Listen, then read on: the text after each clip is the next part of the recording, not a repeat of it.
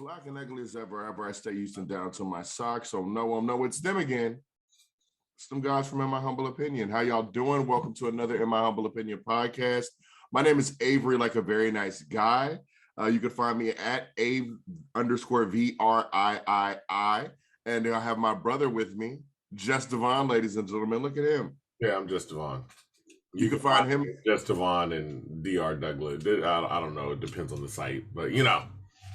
Just Devon on Twitter. Oh, there we go. On Instagram, and you can find both of us at My Humble O and My Humble Opinion podcast. That's who we are. Please listen to us all. Watch us on YouTube as well. We're on everything: YouTube, Stitcher, all of those things. It's a wonderful time to have you guys come and join us. How you doing today, Devon? I'm good. I don't know. I still don't know what Stitcher is, but you know, we get a lot of views off of that. So we do get a lot of views off. Shout out to whoever's listening to Stitcher. I'm literally picturing a guy like on a train with his Zune, and he's like, "I love Stitcher." Sorry, with the Zoom. Dude, are Zooms internet compatible, dude? I believe that they are. Zoom was the best music player, and I think we made the wrong turn. I feel like we obviously made the wrong turn when we, put all our money in Apple. I'm only biased because I've had to turn in my MacBook 4 times in the last 6 months because it's just broken. But Apple Care, yay! Yeah, same Apple, mine. Yeah, it's great. So form over function. That's pretty much all Apple is. Over function. That's what it is. Like a Tesla. So what is it? Apple had 50 Cent in that, and they had 50 Cent in the pimp video. They had everybody. They had so much product placement. Somebody would wipe their face, and the iPod would just fall down. They had all the product placement. I think the first time I saw an iPod was the Mary J. Blige video. It was like a Mary J. Blige or a Gwen Stefani Holleration. Yeah, I think she picked it up and she scrolled. And I'm like, what the hell is that? It's like, that was it. Dog, the amount of stuff that we have bought because it just popped up between that and they eventually became Apple, but Beats by Dre, they were just in videos. Yeah. Product placement. Kids, listen, before you used to go to your local Circuit City or Warehouse Music and you bought headphones, and they were disposable headphones. Like, they didn't say disposable, but you didn't care. Like, you bought them, they were $13. You wore them, they bended, they moved with you. The sound wasn't incredible, but it got the job done. Because we weren't asking for much for headphones. And if you broke, you just went right back up to the Circuit City. Got you another $6 pair. You was a weird nigga if you had them $20 head. I was like, Dad, what are you doing? Like, you're trying way too hard. And then Beats by Dre came out, and they were like, hey, would you like to pay $200 to $300 for headphones? And initially, we all laughed. We was like, what? As we took out our cheap headphones, and we're like, $300? But then I don't know what it was. Like, LeBron was getting on a bus, and he had the headphones on. And then, Rihanna had the headphones on. And then one day, we all just said, yeah, this is the cost of headphones. I don't think the headphones were that much better. That's just what it is. Now we pay, hundreds of dollars for disposable headphones that fall out of your ear all the time, and people are just cool with it. But it's because we have people that they fall out. How many times did you replace your AirPods? Okay, that was for something different. Because you were at the gym and they got water in them. Obviously, for some reason, the main reason I got them for, you can't use it for. But here's my thing. Here's my thing. The wired headphones lasted you. They did. I use the when I work out, I use the wired Apple headphones because they're some of the greatest headphones. I use those. My AirPods is just to look cool at this point. Like, if I'm out somewhere and I gotta put them in, we're gonna be here for a while, I gotta wait. Well, let me put my AirPods in because they always with me. Yesterday when I was with you, and I was like, we live fairly close, and I was like, I should just walk home. I mean, it'll be a good exercise. And I go, I don't know if my AirPods are charged. I was like, yo, but that's everything now. I sit there and I look at my Apple products and I'll be like, Yeah, y'all just sold us regular stuff and was like, now you got to charge it, which is an inconvenience, and I'm gonna charge you $200 at the least for it. You want to watch, nigga?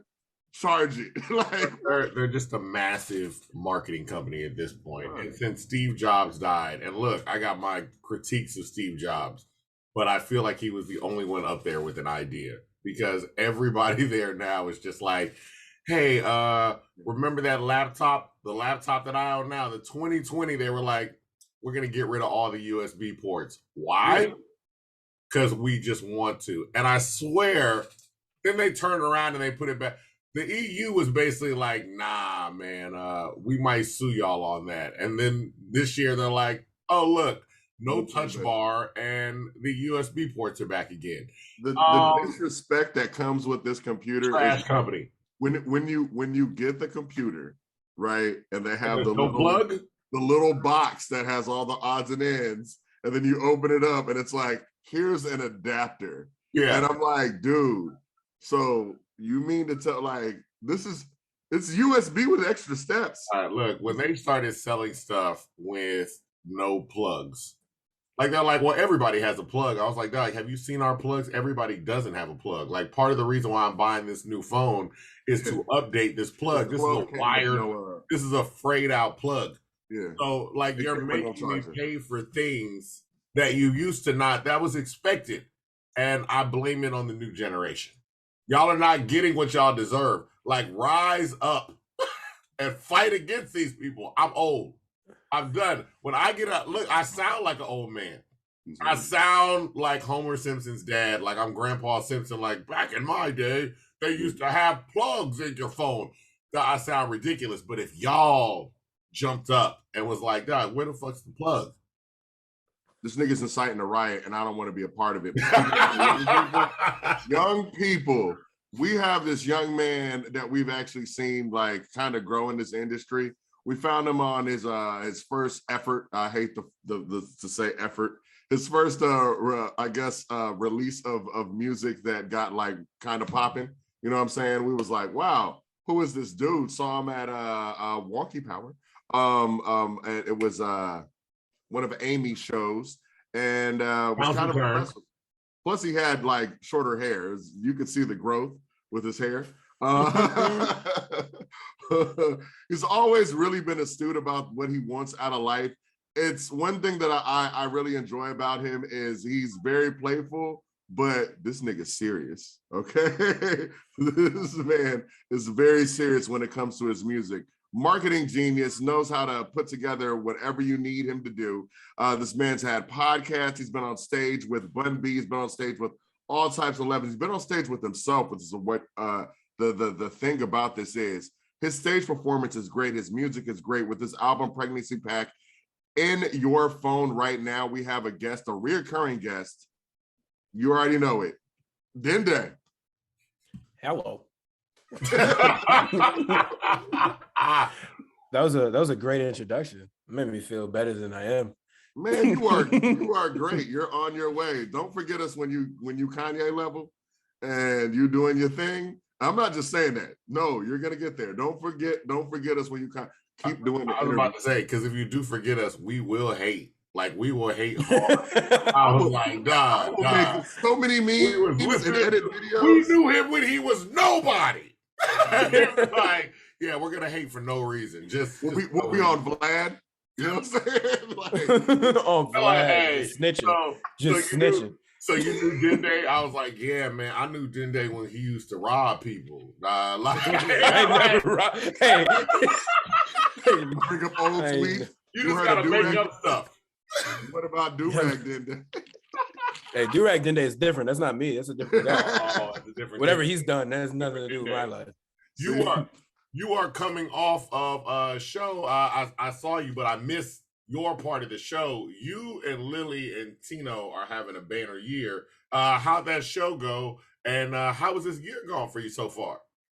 It was cool. That was the New Year's show. Yeah. At Axelrad. It was fun. I had a whole lot of fun doing that show for sure. Which I was gonna say, you rose from the dead like Lazarus. Like, I was like, oh, Dende's about to have a show. Then he's like, I have COVID. And then everybody was like, no. And then so the thing about that is I feel like I probably had it weeks before I even got tested, because I didn't get, when I got tested and I tested positive, I wasn't sick at all. I just took a test because my friend told me that he tested positive. So I was like, well, I'm gonna take one because I have a show anyway. I gotta make sure I don't have COVID. And then I tested positive. I was like, oh, well, damn, I guess I can't do the show. But then my mom brought me another test, and I took that one and it was negative. So I was like, let's go do the show. Yeah. Oh, shouts out to your mom. That was the height of Omicron. I felt like right around Christmas is when we all realized, oh, Omicron is real because we can't find tests or cold medicine anywhere. Like it would just disappear. I was like, oh, okay. Really? Dang, when you brought me that cold medicine, you had to look? Oh, first off, I mean, well, we're on this show together. I didn't go buy cold medicine. That was just cold medicine from my sink.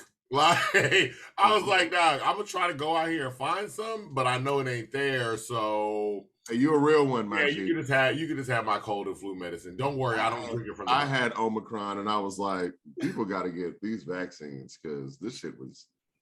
Yeah, I've been taking one every week. That's actually people have been thinking I've been traveling for like music and stuff. I'm not. I'm just going to different states to take another vaccine. I'm just getting as many vaccines as possible. I encourage everyone that's listening right now to do the same thing I've been doing.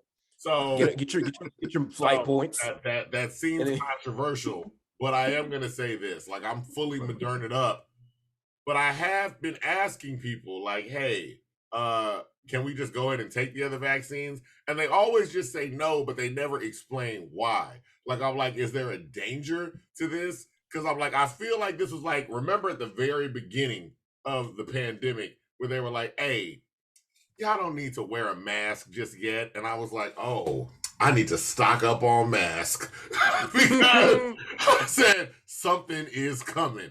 And then when it happened, I had mask on deck. I was like, yo, I'm ready. All right. I get it, but I feel like that's the same thing they're telling us. Like, you don't need all of the vaccines, like the Infinity Stones. And I'm like, maybe I do. Well, me being the scientist that I am, I can tell you right now that you need all of them, and that's why I'm taking them all. I've taken Pfizer, I've taken Moderna, I've taken Johnson & Johnson, I've taken the Goldman Sachs, taken the Chase Bank.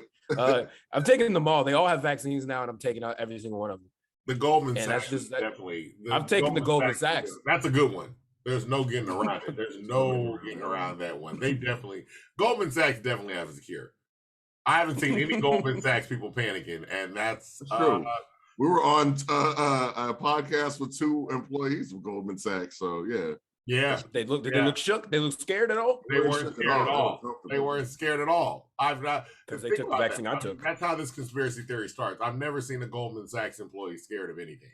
Like they're just like, oh, okay, we already knew that 8 months ago. But all right, enjoy the aliens. It's only a matter of time before Apple comes out with one either. So it is what it is. You know how they'll come out like a year later, but then promote it with like it's all new. Like this one cures COVID. This one, I'm like, come on, bro. What are you doing? Now, and Dende is calling us from the set of Country Living. Like, where are you at now? I'm in a white man's home. I'm in there's one of the members of the group that I'm in now. His name's Colin, and he lives in Jersey. And we basically, I came out here because we're doing like a 2-week lock-in of everybody that's just in the group, just working on stuff, being in the same house, and just making sure we get as much content as possible. And this is his house. So I'm in the white man's house. So obviously, you can see the plates on the wall. It's the plates on the wall. The plates on the wall. It's the plates on the wall. Yeah, the plates on the wall always do it. Okay, so we're going to talk about that. Okay, so a group that you're in. First off, I really like the fact that you have no rules in what you're going to do. You've got the group you got going with Cam Franklin. You've got the group that you have going now. You do R&B, you rap, you have a podcast, you do comedy. On your Wikipedia page, what do you call yourself? Like, what are you, Dende? You know, that's who I am, Dende. That's what I am. I'm that guy. I don't know. I just do whatever I feel like. I feel like as people in general or as creatives, we always try to box ourselves into this is what we're going to be doing. And this is who I am as a person. But I enjoy a lot of things. I don't just enjoy making music. I don't just enjoy rapping. I don't just enjoy singing. I enjoy making skits, and I enjoy showing up at college campuses and messing with people for like an hour. I enjoy it. It's all fun to me. I like working with as many people as possible. I like to travel. So I'm just trying to do as much of it as possible. If the past 2.5 years has shown us anything, is that you need to do whatever you want to do. So I'm definitely doing it. Now, how let's talk about some of the groups. I mean, let's start off with like Bayou City. How does that come together? And so just dropped, and what was the feelings going into it? That was at like pretty much beginning of pandemic. Because I've literally moved apartments twice since I recorded that song. So I think that was beginning of the pandemic. Cam basically hit me and was just like, hey, I'm doing this thing for the city of Houston. And I want to have you on this project. She sent me the song, and I mean, that was pretty much it. I had to send her a couple different versions because I kind of sucked. But I made it work. Wait. Hey, did she say like, yo, redo this? No, it was just I was trying to do it how I thought that she wanted me to do it, and she wanted me to do it how I would do it. So that was the kind of disconnect that we had. I was like, oh, this is what she wants. But she was just like, no, just do what you would do. Like singing how you're gonna sing it, she pulled you doing runs and shit. You started off with runs when you thought she wanted. And then she had something like that. She had to pull him aside like Wyclef pulled aside Dylon, like, do you want to be on this song? So you've got that, but also you've been traveling a lot back and forth between here and Jersey. And how do you make the connection to Jersey? Because I think that's interesting. You still managed to maintain, like, yo, I'm here in Houston, I'm doing music, but you were traveling. We're seeing that a lot more. So where does this Jersey connection come from? So from the pandemic, I pivoted to the internet. And I started making friends with artists pretty much all over the United States. But one of the artists that I really, really connected with was Chris Patrick. And he's on Dark Skin. He's on Phone Number. And he also has a group called CXR. It's him, Nasir, Noski. There's a lot of other people, but I joined CXR. So basically I'm a part of that group now. Most of them are all based in Jersey. So when we have to work on stuff, I pretty much just come to Jersey. I've been spending a lot more time with them now. Like all of them came to Houston a couple weeks ago to shoot a bunch of content with me. I've been getting a lot closer with not just the artists, but like the people that are, because they have a whole team of people. Yeah. So I've been getting a lot closer with all those people too. It's really cool. I like them a lot. Shout out to CXR. I mean, it looks like y'all are having fun. We've seen you take pictures of other prominent podcasts and things like that. I was like, yo, you are really moving with this team. What was it about them that you guys kind of made that connection with? First of all, I just really I liked watching how Chris in general moved on the internet and moved in his music career. First of all, he's one of my favorite artists, honestly. And at first I was just like looking up to him. That was just what it was. I was just like, I'm a fan.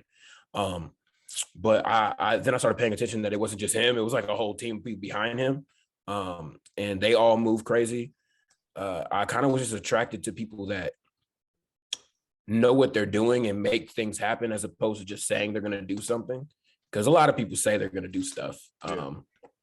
But we get stuff done. And me, as I all know, like I'm used to doing everything by myself. So like when I see other people getting stuff done, I'm like, oh, okay, word. Well, if that's what we're doing, then I'm gonna move towards who's getting stuff done. And honestly, now we're just kind of all friends. Obviously it's a business at the end of the day, but we're all kind of just cool. Like I've been having a lot of fun. I've been here since I think last Thursday. Yeah, I've been here since last Thursday. we've been working every day, but we've been having a lot of fun. Are you planning on making a move out to Jersey? Absolutely not. Hell, am I allowed to cuss? Am I allowed to cuss on here? Sorry. You can curse on here. Fuck no, I got here. So I'm kind of pissed because I was in I went to Nashville a couple weeks ago and I didn't get told until the day of that there was a snowstorm. So I got there and it was just literally a snowstorm. And I was like, oh, okay, that's just how we're moving, right? So I'm like, they're like, hey, you got to come to Jersey. I was like, all right, bro, we got the flights booked and stuff. I get here and it's just another snowstorm. I'm just like, bro, what is up with this cold? I'm not used to that. I'm from Houston. I don't care. I don't. Did you even have a coat? Did you have a coat? Yeah, I have one. I have a coat. I have a coat. Like, okay, it's just, so you were prepared for that type of cold? I still wasn't prepared. I don't know. I just feel like it's not fair to be not told that it's going to be snowing. I feel like that's something you had to tell people. Like I wouldn't move here just because the snow. I think the traffic's stupid. I think 40 minutes to go 5 miles doesn't make sense. Well, I mean, Houston's talking about us. I'm about to say, nah. Houston's getting to that point. You know what I'm saying? Give us a shot. Nah. I mean, look, with the way 40 minutes to travel half the city, and you're still inside of it. Yeah, but that's at least you got somewhere. At least you got somewhere, and there's many Starbucks you can stop at. 40 minutes to go 5 miles. We do have a lot of Starbucks. We have more Starbucks than anywhere. Oh, we also have a number of Dende's favorite restaurant, Arby's. There you go. Yeah, we do have a lot of Arby's in Houston. Shout out to Arby's. Yeah, shout out to Arby's. The best fine dining restaurant in America at this point, to be honest. Dende might be the most vocal supporter of Arby's that I've ever met or known. And look, I'm gonna be honest with you. We trash Arby's all the time. We do. You shouldn't. Is it right? Nah, because we haven't even really ate Arby's. It's just I feel like that's the consensus though. That's the consensus of people that don't like Arby's. They when I ask them, have you ever eaten Arby's? They're like, no. I'm like, well, how are you hating on it? We gotta stop. We gotta stop. Let me address the public, guys. Let me get real close. We have to stop this bandwagoning. All right, guys. Just because the internet told you something isn't good does not mean it's not good. Because I'm telling you, I eat it. It's good. All right. It's great every time. Never had a bad experience at Arby's. All right. All right, I'm done with that. I'm done with my PSA. We talked to Jack Freeman one time because we also were disparaging Arby's alongside him. And then we came to the realization that none of us had Arby's years. I can't remember the last time I had Arby's. So we did say. I remember the last time I had Arby's. I had mozzarella sticks and I was out. Oh, no. Here's the wild thing. He said, I had mozzarella sticks at Arby's. And I was like, Arby's got mozzarella sticks? That's how little I knew about the menu.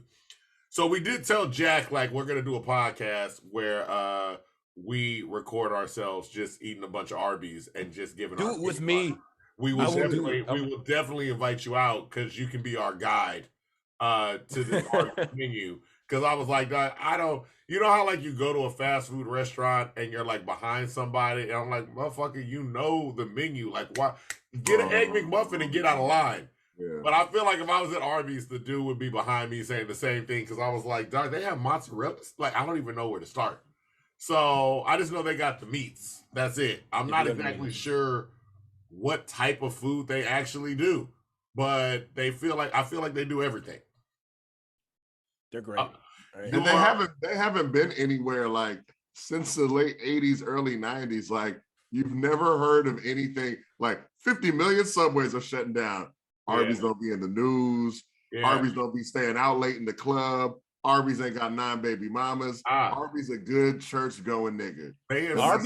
Arby's are out here saving companies. To be honest with you, they really are buying, and you're like, how did you buy these companies? Arby's people bought Jack in the Box. That's it. Like I low key want Arby's to buy Quiznos and save them, because Quiznos was on a run, and then Subway was like, Subway just said, "Let's get this, dog. We can put ovens in our restaurant." Like, they'll put the Otis Spunkmeyer ovens in there. I feel like that's where they got it. They was like, Otis Spunkmeyer got all these extra ovens left over. Man, we'll put one of those in every Subway and toast stuff. That's all y'all got. And that's how Subway invented the hot garbage, because that's all it is. Hot garbage. I'm like, dude. There's nothing wrong with it. Whoa, now I got to step forward. There's nothing wrong with Subway, dog. It's good food. Okay. You know what I'm saying? Also, all this Arby talk, I don't mess with Subway. I might take a trip to Subway today and let y'all know how I feel because I haven't eaten Subway in a very long time. Subway's good. Salads is dope. Also, I'm gonna take a shot at the media right now. All them reports about Subway's tuna having no tuna, people should have read that article. Like the test for testing tuna, it can't test cooked tuna. So the guy was literally like, "Yeah, this test don't test the DNA of any tuna. Like you could give us tuna from the sea and we could cook it and then test the DNA and it's not gonna pop up." And that's the test they that's said. Disrespectful. Subway don't have tuna. You gotta read, bro. And I was like, y'all should read. They could put anything up. They could be like, Dende is like from the fourth dimension of hell, and then you gotta read and be like, nah, he's playing in a movie. I'm telling you, like, it's like, come on. When Dende blows up, they are gonna take clips from this because they're like, dog, you know, Devon from In My Humble Opinion said that Dende used to rob people, and then I'm gonna be on Vlad. That's fine with me. I'll be like, yo, man, he robbed me one time. That's how we met. That's just how I actually want this narrative because it might give me some street credibility. I'm actually cool with it. We all need it. From some Sugarland to a Katie nigga. We kind of need some street. Yeah, I need as much street credibility as possible. People still be trying to play me about being from Katy, and I'll be like, bro, I'm putting on for Houston. Stop it. Like, why are y'all doing this to me? I thought Katy got a little more leeway than Sugarland because Drake shouted them out. Like, Drake has mentioned Katy in a few songs, but he's never mentioned Sugarland. Another suburban dude. But he's never mentioned. Drake has a great way of, like, when Drake does a tough song, it's unbelievable, but it's still believable. Like, Worst Behavior, I'm like, dog, Drake might fight somebody. I don't think he'll win. What was it? Knife Talk. Do it. When we watched, we were at the concert, and Travis Scott and him was dancing around a Knife Talk. We was like, look at these two suburban niggas talking about that. That's all I'm on. That's all I'm on. They got a crowd of 100,000 other suburban people thinking on gang shit. I was like, dog, there are gang members outside that are like, we need to rob these guys. Like, that's all that matter. Bringing it back to Dende robbing. So how long you been robbing niggas, Dende? Never. I've actually never robbed anybody a day in my life. I've been stealing hearts though. There you go. I was gonna try to segue into stealing hearts. So Dende, which we have told people, Dende can sing. We're like, yo, Dende can rap, and Dende can also sing. I think the great thing about it is Dende raps as equally well as he sings. Like he can put out an actual R&B album, and he did. Mm-hmm. What was the thoughts behind putting out Pregnancy Pack? Why'd you call it Pregnancy Pack? For the obvious reason, but tell us about it. Well, originally it was going to be called Here's Some R&B, Leave Me Alone. And then it was going to be called Let's Fuck on Your Mom's Living Room Floor while she's out getting groceries. But I was told that's a bad name. I still stand by that name being amazing. Great name. I think that's a great name. but eventually... Yeah, well, that would have been a crazy. People would have abbreviated it and just put. People would have abbreviated it so hard. So yeah, I think that's a great name. It'd have been a crazy one. But we settled on Pregnancy Pack because I think that's a funny name, but it's also pretty accurate to what the EP is because it's literally just all about sex. Minus the very first song. Cherie is the only one that's like about love. Everything else is about sex. Yeah, honestly, it was just like I would like sing. I'll do covers or I would sing like somewhat in my songs and people kept going, well, you should put out an R&B project, put an R&B project. I was like, all right. So that's why I originally settled on Here's Some R&B, Leave Me Alone. Cause I was like, I don't want to just do R&B. But I mean, I do like R&B and I do like making it. I just don't want to, like I said earlier, I don't like being put into like the box of what I'm supposed to be doing. But I made that project just because like it's, I don't know. I like R&B. I like Jeez, I can't talk. I like R&B a lot, so I decided to make that. And it's starting to get. You put out 2 albums this year. You got Pregnancy Pack, and you got. Oh wait, what did you call them? Projects, offerings. What would you say? Offerings. I like offerings. That's crazy. You put out 2 offerings. You put out 2 offerings this year. There was a Happy Man. There was Pregnancy Pack. I do like your work. For Happy Man was because a Happy Man came out on vinyl. I think it's number 6 because you numbered them. I don't know what number it is, but it was like 1 of 100, and I was like, "Yo, this is fantastic." You put those out, and people are starting to notice. We've got Pharrell, his team noticed. We've got Dreamville's team noticing. We've got The Roots noticing. What is that like to start? First of all, like when this happens, like you get up, you look at your phone, and you're like, "What?" And what's your normal response to this now? So it's usually the CXR people that know, because I don't see that stuff. Like, so they'll send it to me. Like Noah, my friend Noah Nawabi, he's like head of operations for CXR. He, for the Pharrell one, he like just sent it in a group chat. He was like, "Look at this shit." I was like, "What is this?" And I clicked it, and it said Pharrell, and I was like, "Yo, what?" And then he was like, "Yeah, they put it in the podcast too. Like, they played your song in the podcast." So I was like, "Yo, this is crazy." Um, and then we just kind of posted it, and that's another thing I love about them, is we capitalize on every single moment. So like, well, after we did it, we posted it. There was a bunch of other people that got on that playlist, but they didn't do it the way we did, like posted and stuff, and they got a lot of traction. And then the podcast like team actually followed me, and they like keep up with everything I post. I'm gonna try to turn that into me going on that podcast, because I eventually want to work with Pharrell. But yeah, it's crazy when I see like people that I've looked up to, like musically and just as people in general, like recognizing what me and my other people that I'm making music with are doing. Because it's like, one part of me is like, about time, but the other part of me is just like, it's really humbling, because it's like, dang, like these people actually like what I'm doing. It's crazy to me. Yeah. Tell us about, and I guess the other thing too, because it's like you're moving with CRX as a team, but you've always kind of had CXR. Sorry, CXR. Gotcha. I don't want them to get mad at me. But you're moving with them as a team, because it's like, even here, like when we would meet you, we were introduced to other people that you would work with, like Lily and Tino, and it's like when and I see all of you, like when one of you posts, everybody posts, and it's like if one person gets an accolade, everybody posts everybody's accolade.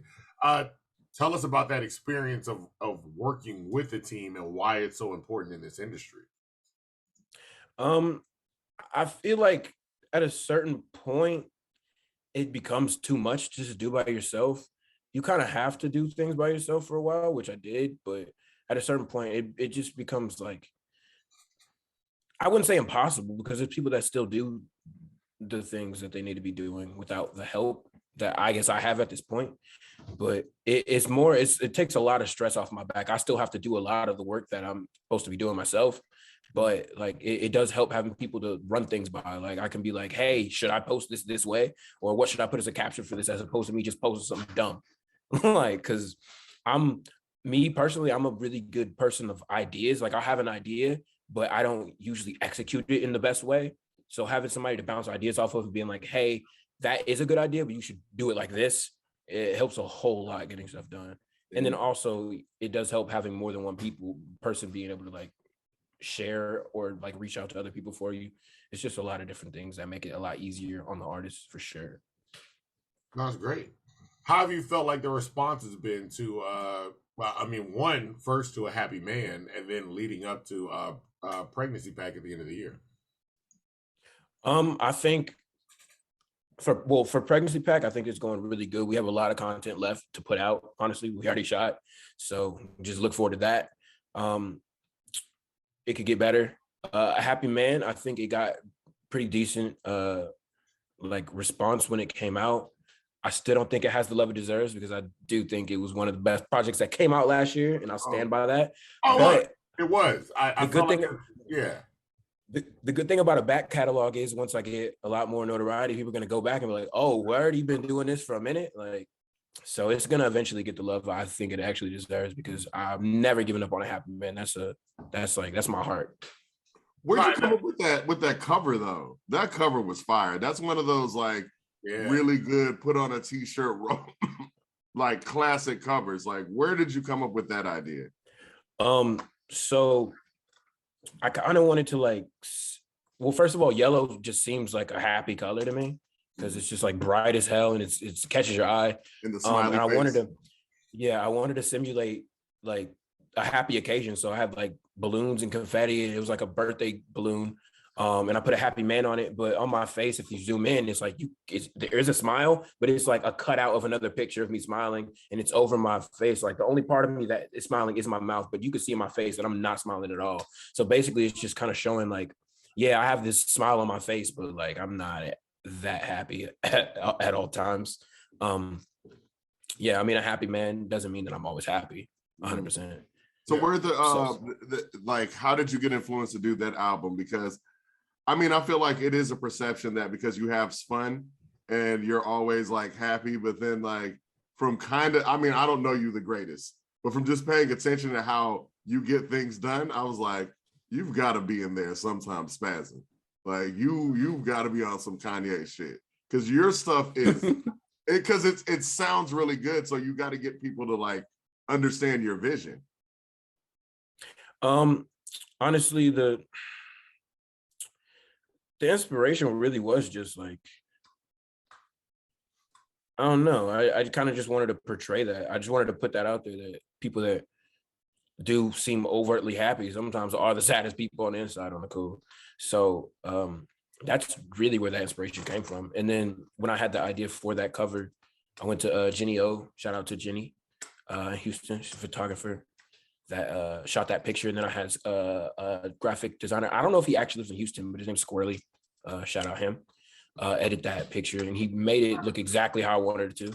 So I really appreciate that. Shout out both of y'all.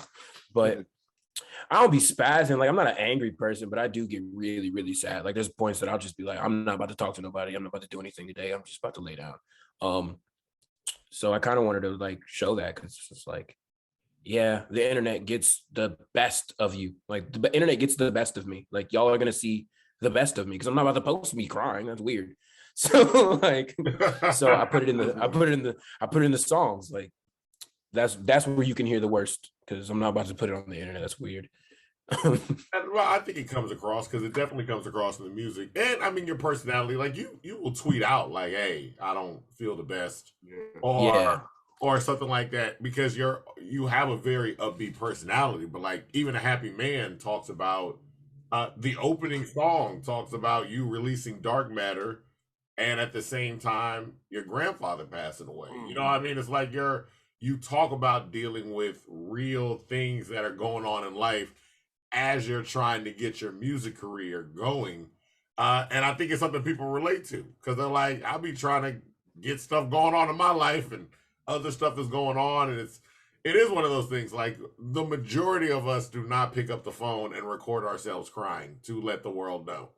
And, and for you people that do that, it's weird. I'm just letting y'all know we all think it's weird. We're always like, were you crying already? And then you were like, wait, let me get my phone. Or did you feel the tears coming? And you were like, let me get my phone out. When I cry, I just, lay in bed, like just relax. But, okay. I say all that to say, like, how how you strike a balance, and do you feel like one of the saddest people? Like, is this happiness a cover for like a sad feeling all the time? I wouldn't say it's a cover for a sad feeling. I do think that I use jokes and comedy to kind of like hide from reality of things sometimes, but I wouldn't say it's a cover for sad, because I am happy. Like, I'm happy a lot. It's just there's things in life that you can't really control. The one thing I can control is the product that I make, which is music. So and my mood, I guess I can't really control my mood all the time, because the things that are real that just happen in life. But yeah, I don't know. I wouldn't say it's a cover for being sad all the time, because I'm not sad all the time. Okay. But yeah, I'm not sad right now. I'm not crying inside right now. I'm talking to y'all. I'm not having fun in this conversation. Living life, picking up cars. You know what I'm saying? You living life. Oh yeah, did you pick up a car? That was for Chris' video. Yeah, we had to pick up a Porsche, and I made a video, and I was like, we pushing P. Oh my God. Hey, I'm sorry. Is your mother calling you? Talking to my brother here. Oh my, hold just 1 second. Yeah, she just called. Yes, Mom. Wow. Are you busy or something? I'm in the middle of recording a podcast with your son and Dende. I'm so sorry. Okay, then I'm on my way to Emma, so don't worry about Grandma. I'll pick her up. Yeah, just okay. That could have been a text, but I love you. I'm driving. Okay. Well, be safe. Oh, I guess I'm sorry, Larry, about that. Oh, wait, Dad is driving? Nigga. Okay. You could have had Dad in that text. I gotta finish this up because Dende is sitting there. All right, that's what I'm trying. That dude there, bro. I'm trying to do that, sir. Our dad is hilarious. Thank you. That's where we get it from. Bye. Oh, you stopped recording? You should have kept that in, bro. Yeah, leave that in. You should have kept recording. What are you talking about? Oh, it's still. Oh shit! It's still there. All right, cool. I didn't stop recording at all. I mean, yeah, definitely leave that in. And this is another thing to people: if your call gets rejected twice, they're probably doing something. So calling it's not about you. Line or calling another number, like Also, notice how my mom was like, "Oh, okay," and then still proceeded to finish her thought. That's parents for you. Like, oh, you're recording a podcast? Cool. Let me tell you. Anyway, don't worry about picking up Grandma. I was like, all right, I wasn't, but okay, that's cool. So back, you know what? Since our mom called us, how is the family, and how do they perceive all this happening? All this going on, you're coming out of Katy. I know you were raised in a good household. They were like, grow up, be a doctor, a lawyer, or something like that. You're like, I'm gonna do music. And they're like, I don't know. And now the music's taking off. Yeah. What's going on? They're definitely coming around a lot more to this lifestyle that I have chosen because it's finally working. I feel like it was harder to get my mom on board because I know she always believed in me, but it was harder to get it because she's like a realist, but she also owns businesses. So it's just like getting her to think of music as a business as opposed to just a hobby was the thing, because she knows it takes years to build a business, but it was like trying to rush me to build a music. It was just like, it's the same thing. Like, I'm building a business. Maybe it seems like I'm just having fun, but this is a business at the end of the day. So just kind of getting her to realize that this is a business at the end of the day. And then it takes a long time to actually get what you're trying to get. Because if I was building, like, for instance, she does healthcare. If I was building that kind of business, it would definitely take me a long time. And it took her a long time. Yeah. My dad has kind of always been like in support of it. But he was always the one that was just like, you need to go to school too. But I mean, they're definitely both coming around a lot more to it now because I'm getting booked for stuff and I'm traveling and people that are like, oh, you know who this person is, like knows my music. So it's just like, okay, maybe he's doing something. Maybe he knows what he's doing. When was the first time that somebody like recognized you or you didn't realize it? Or when was the first time that happened to you that you were like, yo, I'm on a good path? Oh, did somebody recognize me? Yeah. I don't know. I feel like what, like an artist or like a artist, person? It could be person, it could be whatever. Where you're like, yo, it's starting to work, people. Look at this. That's a hard question. I actually know the answer to this one. Go ahead, answer it. I'm gonna tell you, it was when I went up to him at that first concert that he was having at Axelrod. There was a girl that was next to me. Oh yeah. It was like, and I remember I was like, "Hey man, like, you want to come on the podcast?" He was like, and he's wrapping up chords, and the girl was like, "Can I get a picture with you?" And the look on your face, you were like, "What?" like a what? She's like, a picture. Like, I like your stuff. And then when I was talking to you after, you were like, "Yeah, I don't. This don't happen." So I thought it was cool because I was like, okay, that was just funny. Like, I think you took it so well. But yeah, like, she was literally just standing there waiting while I was talking about this. Yeah, she really did wait. She waited the whole time. This is when we were recording when the podcast wasn't out. So I had to. I remember. This was short hair Dende. Hey, I record a podcast, but it's not out and you can't listen to it. But you need to meet us at this place off of Harwin. And thankfully people showed up. And we had, in my opinion, my favorite podcast that we've ever done. That was the first one we did with Dende. Because I forgot, I was with George Young the other day. I was having adult beverage. I was high. And George goes, "What's your favorite podcast?" When I'm high, I'm lethargic. I was like, bro, I can't think right now. George, it was Dende. It was the first Dende. The first Dende, it was hilarious. That's when we were like, at first when it started, Dende was like, yeah, you know what I'm saying? And then by the end of it, we're like, I want Kiara to sit on my face. I was like, what? What? I don't have a filter. CXR actually wants me to, one of the people, Miz, was like, you need to get media training. And I was like, fuck y'all, I'm not getting media training. I'm going to say whatever I want to. Y'all just got to clean it up. I don't care. That's what keeps it awesome. This is how you got here. You're like, I got here without the media training. I'm going to keep Speaking of saying whatever you want, your call-in show, what's your call-in where you got your little chef's hat on, your bonnet? Oh. You said chef's hat. Oh man, he said chef's hat. So basically I put out the EP of All About Sex. So I made a sex hotline. So people, if they have questions, they can just text the number. And I'll respond, and then I'll make a video responding to their question and answer it to the best of my abilities, because I am an expert in most things. What's the wildest question? But specifically sex. There was one about how this girl keeps encouraging her friend to get her male friend to get back with his girlfriend, but they have sex all the time. And this is the 5th time that she convinced him to get back with his girlfriend. But they had sex the day before, and she was, I don't know, it was just weird. And I was like, honestly, I just suggest you don't have sex with this person. I feel like this is the easy answer. It sounds like, I don't know who this gentleman is, but that young lady is trying to get out of this. So every time she has sex with you, she's like, I don't want this to be serious. You should go back to your girlfriend. Go back to your girlfriend, buddy. Go back to your girlfriend. Crazy. Right? No, going back to what we were saying about your mom coming to grips with, because a lot of people don't recognize, and I like the way that you've gone about it. This is a business.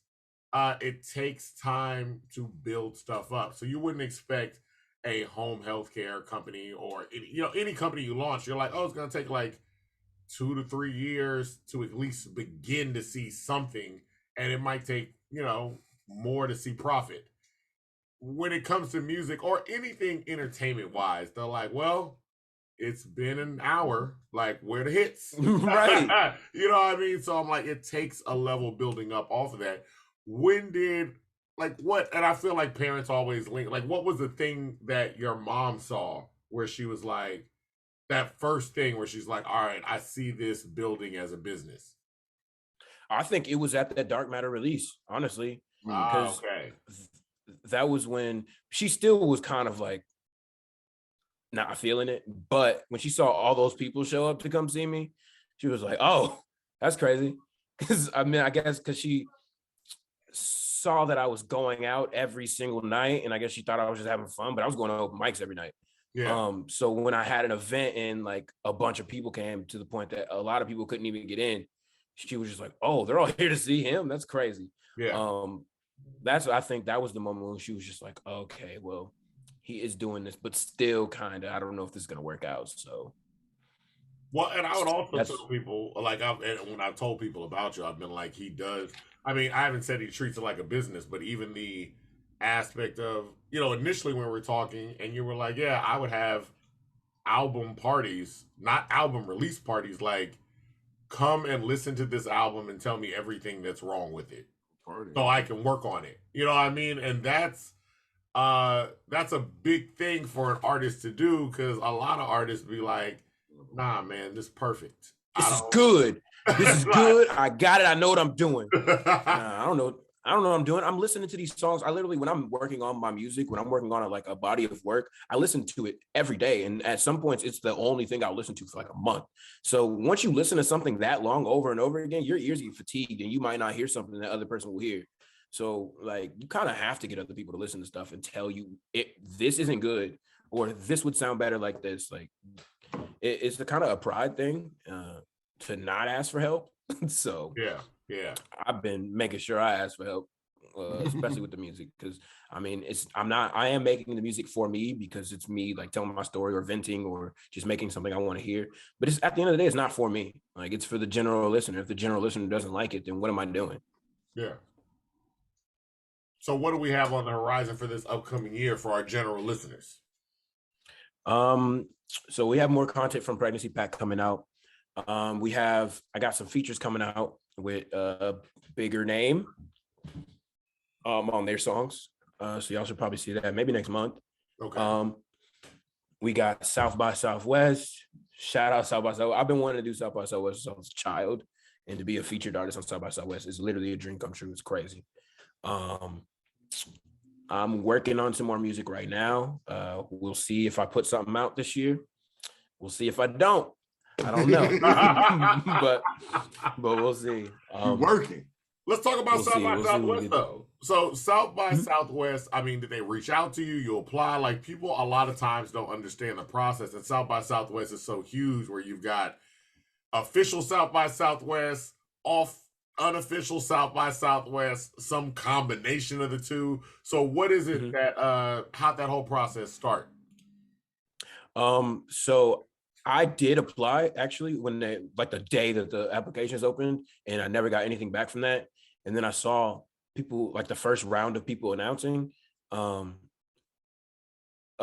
that they were like official South by Southwest artists, and me being the uncouth and I don't give a fuck type of person I am, I tweeted out, damn, South by Southwest ain't had me again this year. That's wild. I'm still gonna go see my friends though. And then one of the people from South by Southwest messaged me. It was like, we're gonna invite you. That was just the first round of people. And I was like, oh, let me go delete the tweet then. My bad. You were still polite though. You didn't be like South by Southwest. You was just like, yo, they didn't, but I'ma still see my friends though. It was like, look at him. He's a happy man. Look at that. But I was like, nah, I deserve to be on it this year, bro. Like, nah. You know what? We're not playing this game. Maybe your team is right about a little media training because you tweeted like, oh, I mean, again? Again? It sped the process up. Sped it up. Sped it up. So and what does this entail? So you're going to be one of the featured artists. What comes along with that, and how are people going to be able to see it? You can go to the South by Southwest like website and just type in Dende, and you'll be able to see the shows that I'm going to be doing. There's also something else that I don't know if I'm allowed to say yet, so I'm not going to say. Don't say it. I don't want them to get mad at me. Don't Tom Holland but like Tom Holland. Yeah, it's some other. Like, don't tell us. Some other stuff. I'm gonna be put on a good amount of things. So if you don't get a chance to see me on one thing, you'll be able to see me on something else. Yeah, it's gonna be really cool. I'm really, really excited because I've always wanted to do South by. So that's fantastic, and we'll definitely be out there because we found out we have people that live out there now that will give us a place to stay. Shots out to Austin and people moving out there. I was actually born in Austin. Shout out to Austin. Yeah, I remember Austin, Texas. You moved from Austin to Kansas? Austin, Texas. Yeah. When I was 5. You are a true. It's like Doe Beasy in Cleveland. Doe Beasy's like, I was born in Cleveland, but I'm not from Cleveland, dude. Yeah. Wherever you are, like if it's 5 or below, like 7 or below, really, if you don't have the strong memories, you're not really from there. Like I'll be like, it's not where you're from; it's where you're at. I'm telling y'all, I was born in Compton, but I left when I was 1, and I was like, if you ain't clap cheeks in that city, it's not. You know what I'm saying? Wait, that's the standard? That's it. That is a crazy standard. That's a wild standard. What if I ain't clap cheeks in San Antonio? What if you're still Alaska? I ain't clap no cheeks. When I got here to Texas, you know that San Antonio is in Texas, right?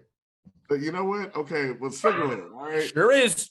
You know, all the places you named are in Texas.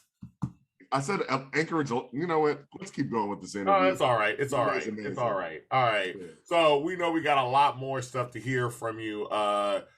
Everybody can still be streaming. I don't know why I just flipped the camera to you when I'm talking still. Everybody can be streaming Pregnancy Pack. Mm-hmm. Go back and listen to A Happy Man. It was one of Houston Press's album of the year. And no, I'm like, real talk. The albums that got put on there are albums that we actually like. Like, I was like, God, I like this album. And I'm with you. I felt like Pregnancy Pack is maybe more palatable because it's R&B and a lot of people. You know what? Let's speak on this because I like that you responded to it. Joe Budden put out, hey, man, the dudes are not doing R&B, to which you responded with your R&B video. But it was a number of gentlemen in the R&B range that are like, y'all don't listen at all. You don't listen to R&B. These people that are saying that R&B, that male R&B is dead or isn't something that is good at this point, are not listening to male R&B because you have artists like Lucky Day, you have Giveon, you have Daniel Caesar, you have a lot of people, bro, and it's just like, what are you talking about? You don't, and then those are just the big people because there's a lot of smaller people like Tone Stith, like me, like who else we got? We got Reggie Becton. There's a lot of people that are great R&B artists, and they're just not listening to them. So if you don't listen to them, that's your fault because you're not looking. Why do you You're just saying that just because you don't hear Tank putting out a song. So that's why you're saying that's really what it comes down to. I feel like it's like we saw Tank and we stopped like, oh well, if Tank and Trey Songz ain't doing it, I don't know what to tell you. We're old artists now. Yeah. Especially Trey. Wow. And then I saw one thing that I really, really liked. It was R&B Tommy, the owner of dang, what is this? I'm gonna feel bad now because I ain't about to say it right. Whatever it is. What is it? Hold up. I don't remember now because I don't want to get mad at me. I was about to say, take R&B every Monday. Yeah, don't worry about it. Our mom called during the middle of this, so yeah, don't worry. And dang, hold on. Because this is an R&B act or some R&B Radar. My bad. R&B Radar. Yeah, I'm tripping. You can leave that in. But the dude that owns R&B Radar, he like posted about how they're saying that all men are singing about right now is heartbreak and sex and in R&B. And then he was like, but y'all women are saying that all men are trash and that you don't believe in love anymore. So why do you want them to sing about love? Yeah. And I was like, I kind of agree with this statement. Yeah. I have sang about love, but it's just like, I kind of agree with this. If you're saying that love doesn't exist anymore, you don't trust men and they're all pieces of shit, which it's kind of valid in some fronts. Why are you expecting us to be making love songs for you then? You think that we're pieces of shit and that we don't have love? So you like the toxic shit. They love Brent Faiyaz singing about, if you ain't with me, I want you sad. Man. Like literally, this nigga Brent Faiyaz said, if you and his shows be sold out. Yeah. When you're not with me, I want you crying. Mm-hmm. Yeah. That's crazy. That's what you're championing. And then and on the other hand, you're saying that you don't hear anybody sing about love. And it's just like, we're not listening to that. Like, what do you want from us? I don't understand. I can go about this all day. What more do you That is true. Do you feel like there's going to be a shift? Like there's going to be a chance? Because you do have, there is one song that opens up Pregnancy Pack about love. And then it moves straight to the sex, which that's usually how sex works. But like real quick, I love you. And then, all right, let's get to it. But do you feel like there's going to be a shift now that you're seeing, like even that Joe Budden statement where there was a lot of pushback on that. Like a lot of people came forward and they were like, what do you, like, do you listen to music? But there was also a lot of people that were like, yeah, nobody's singing anymore. I think that we're going to see a big shift of people pushing forward the people that are actually doing it now, because I see people talk about R&B literally like every other day. I don't even see the same critiques about rap anymore at this point. Like I literally see people talking shit about R&B every day. It's just like, oh, okay. Well, then every time y'all talk shit, we just gonna start plugging our music. I'm gonna start plugging my friends' music. I'm like, all right, then do it. I do feel like we're about to see a shift though of people like singing. Because I went and did what's it called? See, I'm about to forget again. I did singing in the shower with R&B only, another R&B platform. And the dude that owns that, Jabari, he was just like, he had no parts of it. He was like in his office and he came out just to watch because he heard me singing. And he was like, oh, okay. He like tweeted out, oh, this man's a problem. So we're about to start seeing people like actually pushing like singers forward in the R&B space. I really do think so. And there's definitely being laid. Like I said, I mean, you just mentioned singing in the shower. And I didn't even know about that platform until I saw you. Because literally I was just started. I'm the second episode. Yeah. I was like, oh yeah. I just went and clicked on it because I was like, did they just singing in the shower now? Like, I was like, that's kind of funny. Like, it worked, but that's where people sing. I feel like you got great acoustics in the shower, and that was it. But I'm like, it works. So I'm like, there's definitely emergence of highlighting R&B. Which means you're probably gonna start rapping again? Like, just I feel like you're like, oh, now that everybody wants to hear the songs, get these bars. Like, that's it. Oh my God, you know my mind works. Yeah, I don't want to give them too much of what they want. That's not how life works. You don't get what you want. You don't get what you want, guys. That's not how it works out. Well, look, we enjoy having you on. We are definitely going to connect with you when we get with Jack and we do this Arby's thing because it needs to happen. Like Arby's, shouts out to Arby's, I guess. We're going to find out whether we're really going to shout them out. And look, I promise you, when this happens, we will give you our live in-person clear-cut opinion. Like, you'll be able to see it on our faces whether we enjoy this food or not. I have a strong feeling I'm probably going to be eating my words, like literally. But, we're going to see. We're going to see. Maybe Arby's will sponsor us. They got the meats. Hey, they got the bread. They bought Buffalo Wild Wings. Like, they bought Dunkin' Donuts. And that was a while ago. That was a while ago. That was a while back. They bought Dunkin' Donuts. Oh, no. Buffalo Wild Wings been going down lately. They just haven't given a shit. Buffalo Wild Wings. We ran out of wings. Honestly, Wingstop is way better. Wingstop is like, it's always been the one, but because it's a chain and Rick Ross affiliation, people try to shit on Wingstop, and I'll be like, bro, just even Thigh Stop. Like that's my point. Was Buffalo Wild Wings, did it go down or did we just realize it was never really that great? It's like Hooters wings. They had run out of wings. Now you're like, nigga, you want a burger? And I was like, no. Like, I didn't come here for that. I didn't come here. Y'all got DirecTV. Who has DirecTV? Anyway, whatever. I mean, but in their defense, Wingstop was basically like, hey, dog, we just gonna make a shack and get these wings out. Like, you ain't gotta sit. So that's it. Like, they're like, we saved on wait staff. We saved on. They're like, dog, we just gonna fry these wings and you come pick them up. Like, and that ranch though, bruh. I don't eat ranch. You don't? I'm sure you don't. Wow. You're amazing. Wait, you haven't eaten ranch like in a long time, or like it was for health reasons when you started like really getting into that workout, or what? Oh no, I don't eat ranch. It's just it's disgusting. Look how fat this podcast is. Look at us and how surprised we were at the fact that he don't eat ranch. Like, we were like, what do you do? How do you even consume chicken if you don't eat ranch? Oh my God, bro. What do you do? What do you dip your wings in? Oh, I just get them how they come. Okay. That's how the God intended them to be. All right. I just eat them how what's your flavor? What's your flavor for wings? Peppered up. What's your flavor? It depends. I do like spicy Korean barbecue.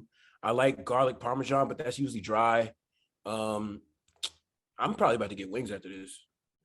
I like. Don't forget to go to Subway too. Wings and Subway. That's always. I'm not going to Subway. I'm not going to Subway. I'm gonna be honest with you. I'm not going to Subway. Well, we appreciated having you on again. Oh wait, this is your part. Let me.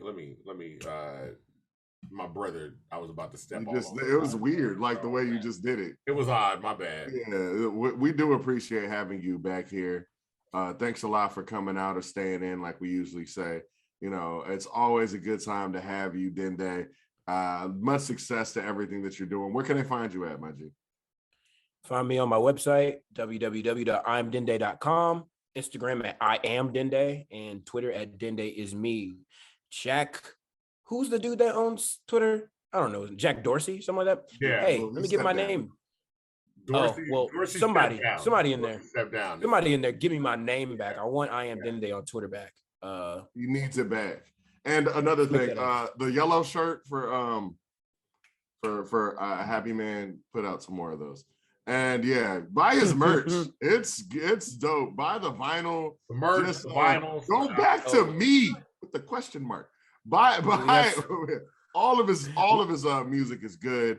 Once again, this is In My Humble Opinion podcast. Oh, wait, he was about to say something about something. No, I was just gonna say I'm gonna have new merch soon, but keep going. More New vinyls? merch? I can't say that. Well, once again, man, I am Avery, like a very nice guy, A_VERIII. And then my brother, Jess Devine. Once again, ladies and gentlemen, Jess Devine. So many eyes. 4. Sometimes I forget. I try to go for 3. Oh, 4 eyes for the glasses. There you go. Boom, boom. I get it. And then, yeah, you could find him as Jess Devine on, I forget now. Jess Devine on Twitter. Jess and Devine on Dr. Twitter, Dr. Douglas on everything else. There you go. And you can just find us both on My Humble O. In My Humble Opinion podcast on everything. In My Humble Opinion. We don't spell it stupidly. We spell it correctly.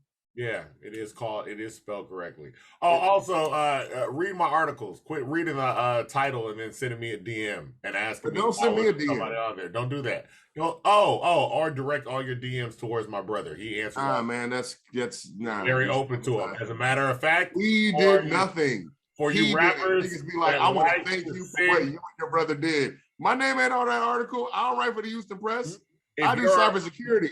I protect you. If you're a rapper and you're one of those guys that likes to send DMs when you read stuff at 3:35 in the morning, that's the guy you got to send it to. I'll be up though. Send it directly to him with all your aggression, all of it. Like, let him know, like, yo, you fucked up reading this article, dog. You didn't write this right. Tell him. Be like, I can't read. Tell him. I don't know what you're talking about. Let him know. In My Humble Opinion podcast, ladies and gentlemen. Humbly yours. H-Town is too sweet. H-Town's too sweet. Goodbye. We're out of here.